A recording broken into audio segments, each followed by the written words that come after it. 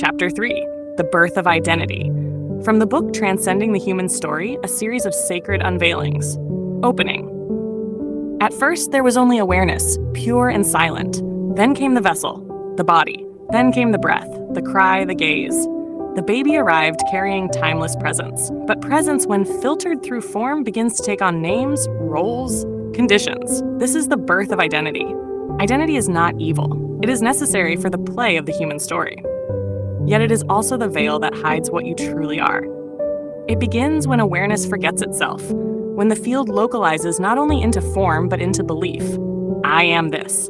This chapter traces how identity was woven through history, science, philosophy, and spirit, and how in remembrance the knot can be untied. History.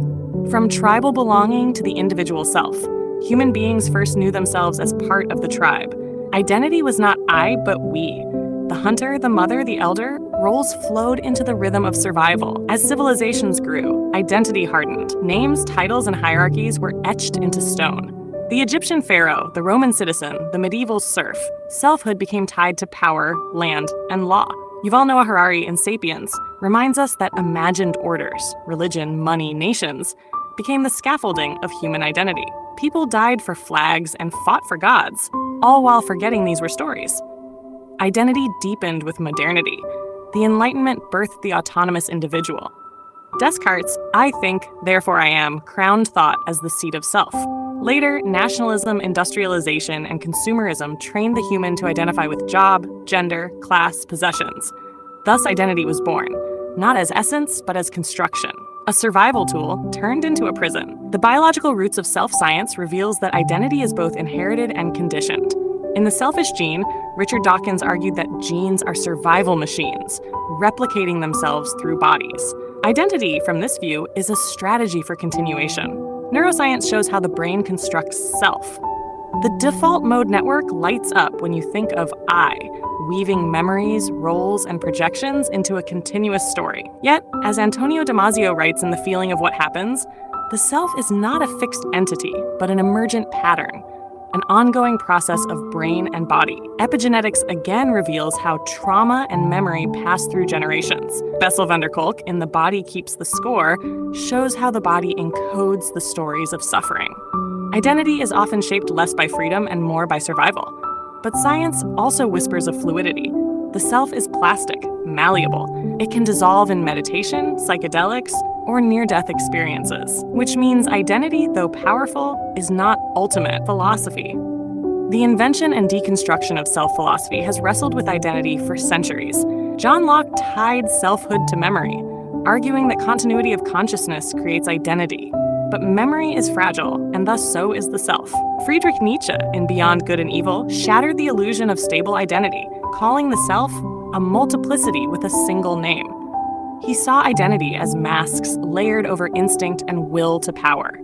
Existentialists such as Jean-Paul Sartre declared that identity is not given but chosen, yet choice itself is a burden, leaving humanity condemned to be free. Eastern philosophies offered a sharper blade. The Buddhist teaching of anatta, or no self, dismantles the illusion entirely. The self is a mirage, a collection of skandhas, form, feeling, perception, thought, consciousness, woven into a temporary bundle. Identity, then, is both necessary and unreal, a useful dream that dissolves when you awaken. The soul's descent into form. In the spiritual vision, the birth of identity is both a descent and an opportunity. The Gospel of Truth, a Gnostic text, speaks of humanity falling into forgetfulness, mistaking names and forms for essence. Yet the same text calls Christ the memory of the Father. Come to awaken us. Ken Wilber, in The Spectrum of Consciousness, shows how the ego self is a stage, not the end. Spirit localizes as identity to experience growth, but the invitation is always to transcend. Mystics across traditions saw identity as a veil. Rumi, don't get lost in your name. The name you were given was only to make you known. The truth of you has no name. Identity is the spirit clothed in fabric of family, culture, story. But when the cloth is removed, what remains is not absence, but radiance. Conclusion. Identity was born so the human story could be told. It allowed you to live, to belong, to act. But the danger was forgetting. When the mask became the face, the story became the prison. To transcend the human story is not to kill identity, but to see it. to wear it lightly, to let the awareness behind it shine through. Awakening questions. 1. What stories of identity were given to you at birth? 2. Which roles do you wear out of choice and which out of conditioning? 3. Have you ever glimpsed a moment when identity fell away? Who were you then? 4. What would it mean to carry your name, gender, history like clothing you can put on or remove? 5. Who are you before memory, before role, before word? Final 4 lines. Identity is the veil, not the truth. The story was given, but never final. Behind the mask, awareness waits. And when the mask falls, only presence remains.